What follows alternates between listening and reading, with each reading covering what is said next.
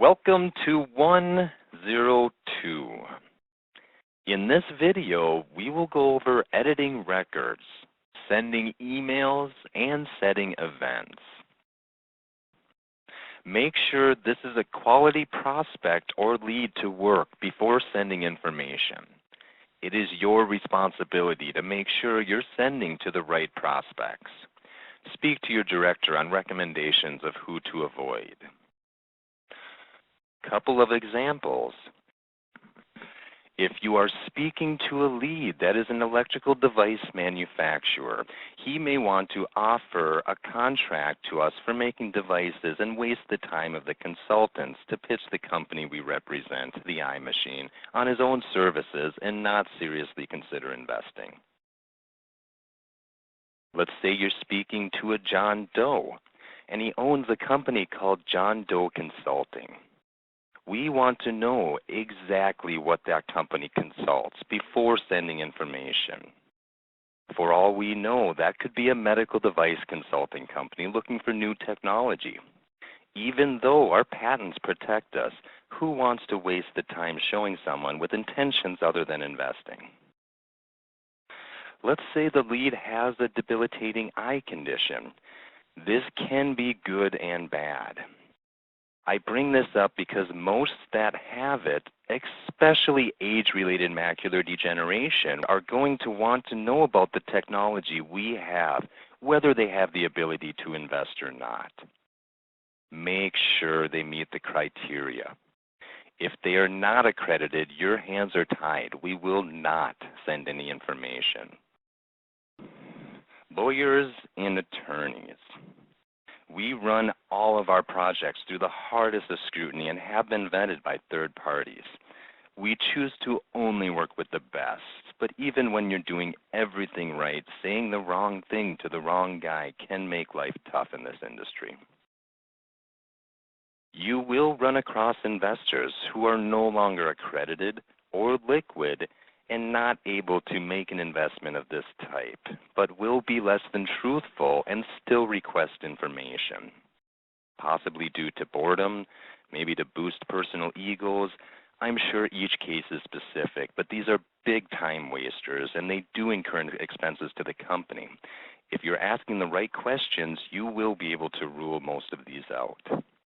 Mostly happens with residential or home numbers, but we do see a mix. Especially in this industry, the most valuable thing a person has is time. Be sure to spend it wisely.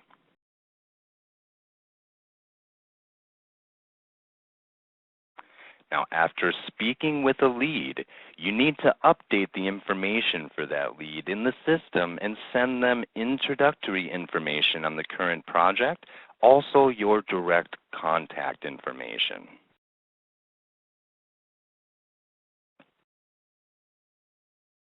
Owner. This is now changed to your name since you are working this lead. You first want to delete Lana Pulio and then type in your name.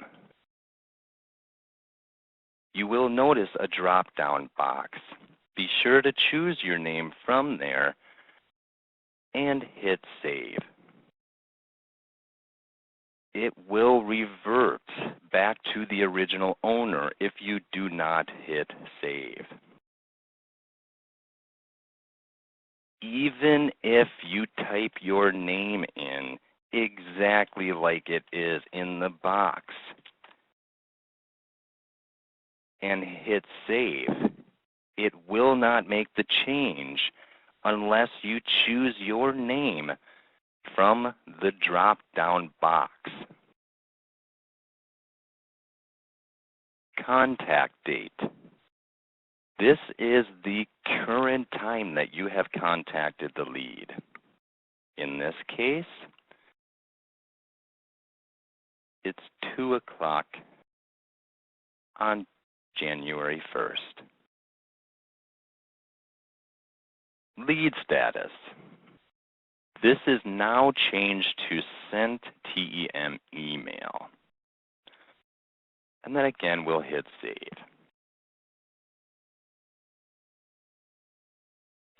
Lead source is not changed. Campaign is not changed. Consultant 1, this is the consultant that introduced this lead to the project. In this case, I'm putting it as me, Jeremy. Consultant 2 is your name or the consultant that is following up. Keep in mind that even though the field says none, I have chosen it to my name and it is still registered. You just need to open the window. Project referred. Our current project is the iMachine, so I'm going to move TEM to the right-hand window using the arrows in the center of the windows. You do the same to move it back with the left-hand arrow on the top. Project invested. The window on the right is projects this lead currently owns units of. Below the record information is the lead information. As you can see, the name currently is in all capital letters. We need to fix it to the proper punctuation. Get in the habit of changing it on the last name as well. But the first name is the only name that's populated into the fields. Phone, not changed. Here is where you would add a mobile number. The direct phone is the field where you want to put the primary phone number for the lead, whether it be the cell phone or his office.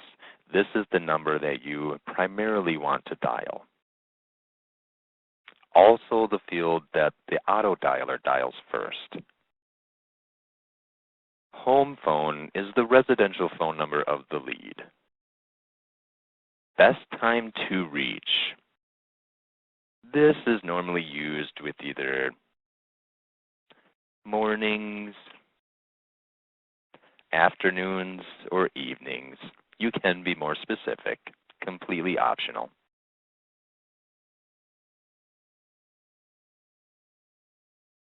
Email. This is where you would put the lead's email address. Be sure to only put one email in this field or it won't send to any. Email. This is where the lead's email address goes.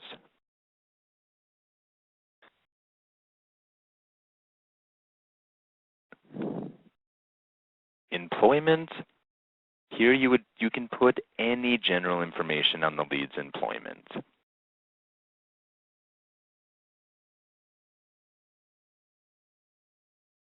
Type of business.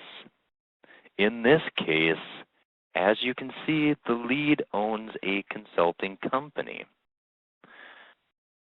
I would want to put information on what that company consults here.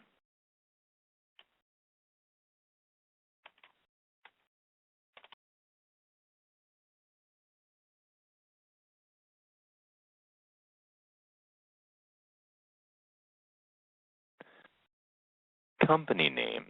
Again, a field for the name of the company the lead owns or works for.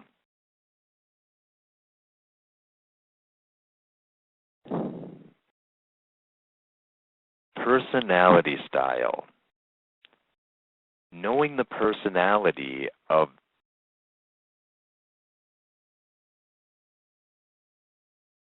personality style. In this field, you can put whether the lead be an analytical type, driver, expressive, amiable. Gives you a good idea of who you're following up with.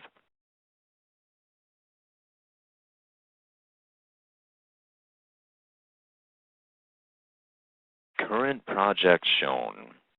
This is the current project this lead is being shown. In this case, it is the iMachine.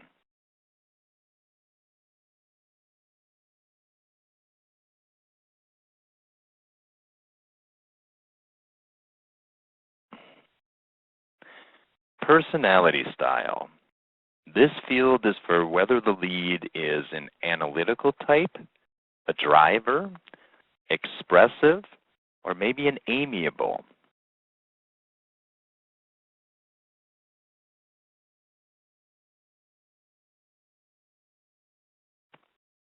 This field very simply is for the lead's age.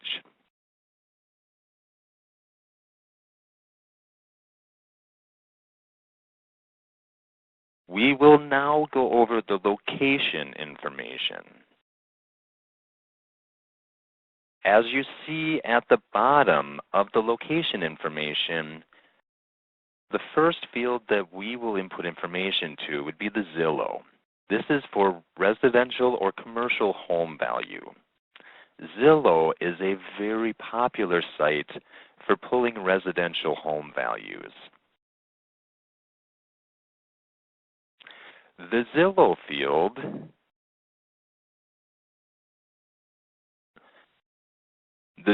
field is for residential home value. Zillow is a very popular site for pulling residential home values. It's recommended you get familiar. If it's a commercial property, you can put commercial here if you don't have the value. This is a good gauger to know who you have on the other end of the phone, whether he's living in a $500,000 house or a $2 million house. You know what type of positions to ask for. The net worth field is for the net worth of the lead, whether it be 2 million, 4.5, 10. In this case, it's 3.5 million. We'll put that here. Below is the investment history and FedEx information. Previous PP. This is whether this lead has participated in investments in private placements or private offerings. If they have, you would put a check here.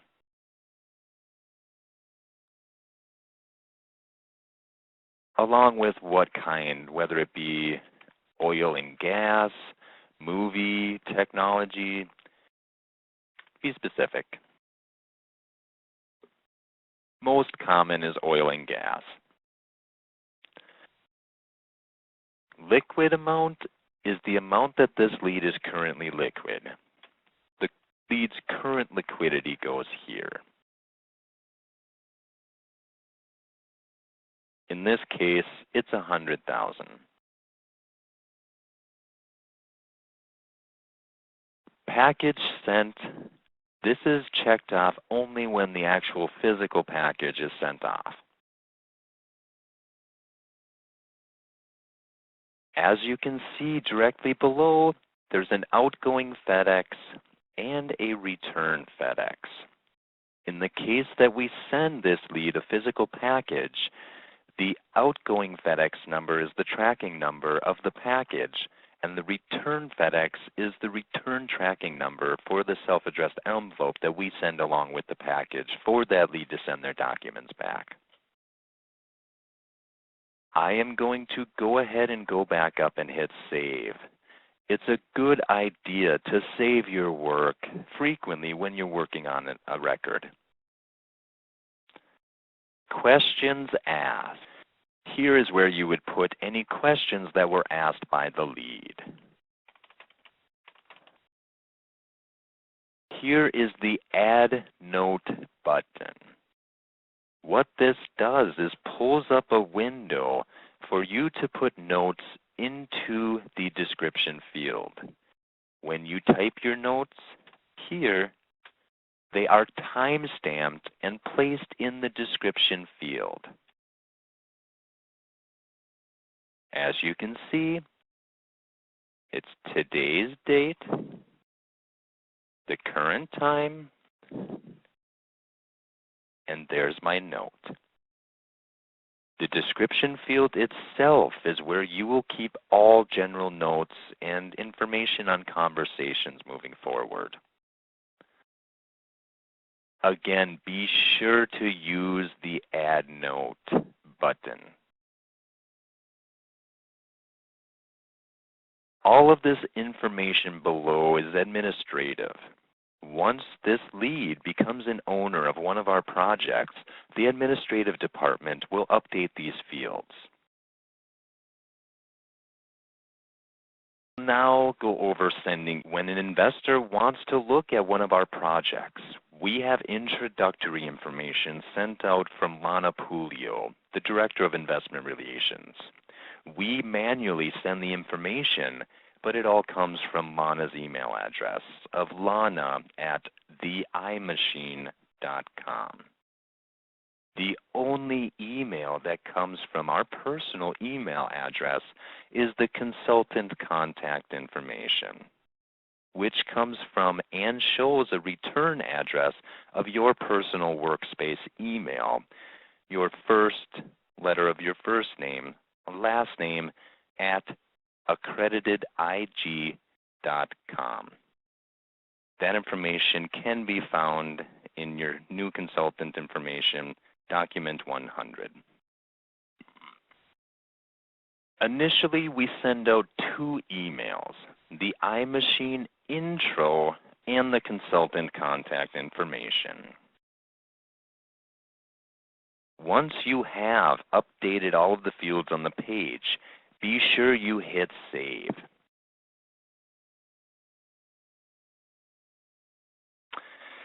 First, we will send the intro. I make sure all information is correct, especially the first name, because this is automatically going to be populated into the information we're going to send. So I see that the first name is correct. I'm going to access the email template window. Here is where you find all of the available email templates to send. All of these emails come from Lana, except for the consultant contact information, which we will be going over that further. But we're going to go ahead and pull the iMachine intro up. This is the first introductory email that we send out to a potential prospect. As you can see, the from email address is lana@theimachine.com. This is the address the email is coming from. Below that is the lead's email address or the outgoing email address. This is automatically populated from the lead record. This would be if you want this information to be sent to any additional email addresses. Same as here. Here is the subject line. This is the very first information that the lead will see before opening the email. We do have two attachments attached to this email. The pro forma and the press release on Waxler. These are files that are attached to this email that the lead can open. So the lead will see all of the information in the body of the email, and then we'll also have an option to open a couple of files. You want to be sure that all information is correct, and even scroll down and make sure that the signature is right. Then once everything is confirmed and correct, you hit send. You have now sent the introductory information from Lana Pulio to this lead. We're going to go ahead and also send the consultant contact information of me personally. As you can see, this email is coming from my personal email address. There's no attachments. I make sure the name is correct. My signature is fine. And I'm going to go ahead and send off this email as well. Now this lead has the introductory emails that was sent from Lana and the consultant contact information that was sent from me. Next step, we need to set an event to follow up with this lead at the allotted time. Conveniently located in the Actions window on the left side of the Power Dialer, you will see Add Event. And that will pull up the Add Event window. In the subject field at the top left of the page goes the lead's name and a brief description of events. Feel free to use what reminds you. Here you have an option to color code your events. This is a great tool for record management. There will be further training on that in the future. We'll put this one as blue. Location is where you add the phone number along with the lead's time zone.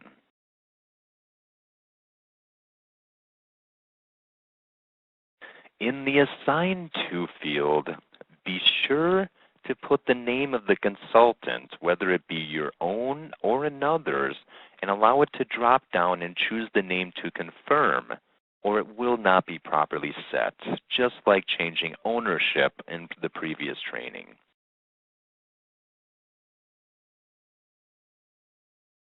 As you can see, I'm following up. I will put this in my name and confirm. This is the record information that this event is being set to. The date is where you'll choose the day of the event. I'm going to set this for Monday, and we're going to put it as 2 o'clock. Choose the day and the time. I'm going with Monday at 2 o'clock. Do not need to make any changes to duration. Type and status are not required. Comments field is normally where you would copy and paste the original notes from the initial call, or any notes moving forward. This field is optional as well. Use it to your advantage. Disregard max attendees.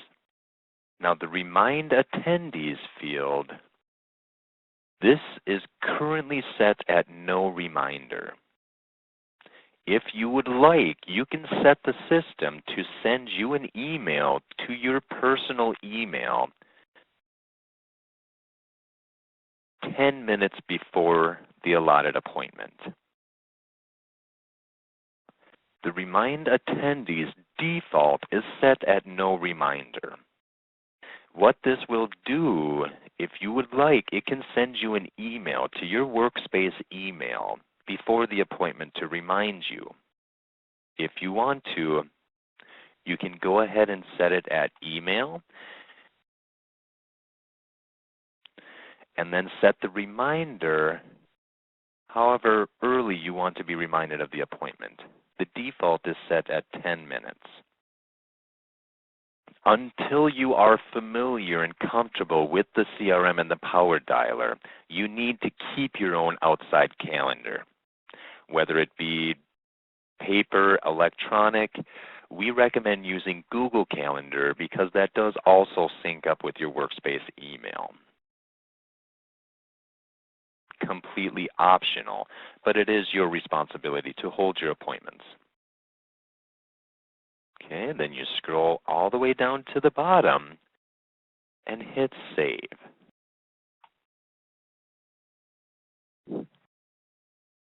That event is now set. In order to make sure this event was set properly, you can check it in the calendar.